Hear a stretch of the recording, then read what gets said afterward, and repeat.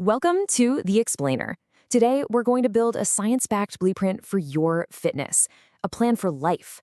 To do that, we're distilling the expert advice of physical therapist Jeff Cavaliere to create a workout plan that's not only effective, but maybe more importantly, actually sustainable. You know, if you've ever felt totally overwhelmed by all the conflicting fitness advice out there, you are definitely not alone. The amount of information can be just paralyzing. It leaves you wondering, where do I even start? Should I be in the gym 5 days a week? Is it all about lifting heavy? Or should I be focusing on cardio? We are going to cut right through all that confusion. So, to get those clear, actionable answers, we're turning to physical therapist and certified strength and conditioning specialist, Jeff Cavaliere. His whole philosophy is really built around one thing: delivering results without causing injury or burnout. And it's not just us saying it. As Stanford neurobiologist Andrew Huberman points out, Cavaliere's advice is deeply, deeply grounded in science. He's got this amazing ability to combine a really complex understanding of anatomy with practical strategies that, well, anyone can use. This isn't about getting you in shape for a couple of months. This is about setting you up with a fitness practice that can last a lifetime. So how do we take all this expertise and turn it into an actual weekly schedule for you? Well, Cavaliere's approach really boils down to 3 foundational principles. If you get these right, you are on the path to success. So let's dig into the first one.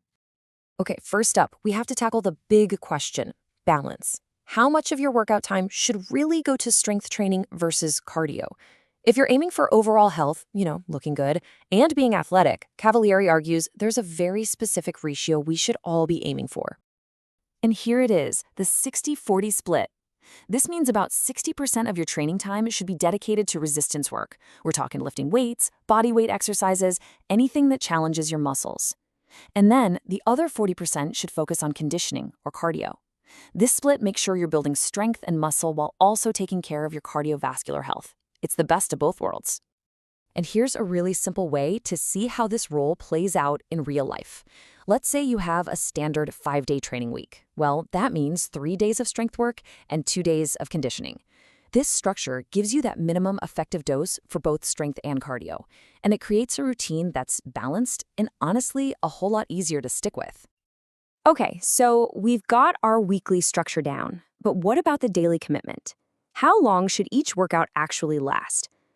The answer here might surprise you, because it is definitely not about spending hours and hours in the gym.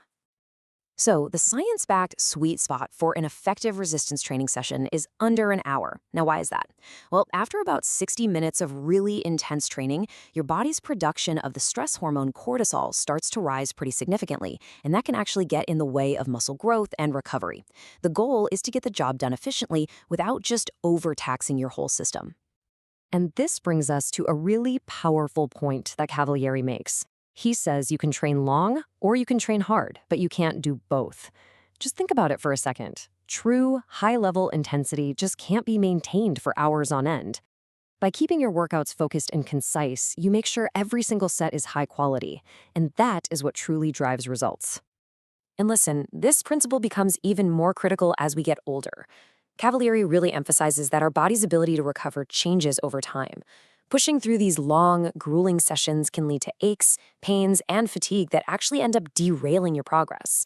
So a shorter, more intense workout isn't just more effective, it's also way safer for the long run. All right, so we've got our 60-40 weekly balance, and we're keeping our strength sessions under an hour. The final piece of the puzzle is, how do we organize the actual exercises? And this brings us into the world of workout splits. Basically, how you decide to group your training throughout the week. You've probably heard of these common approaches, right? With a full body split, you're training every major muscle group in each session, which is awesome for efficiency. The push-pull leg split groups exercises by movement pattern. So one day for pushing movements like a bench press, one for pulling like rows, and then, of course, a dedicated leg day.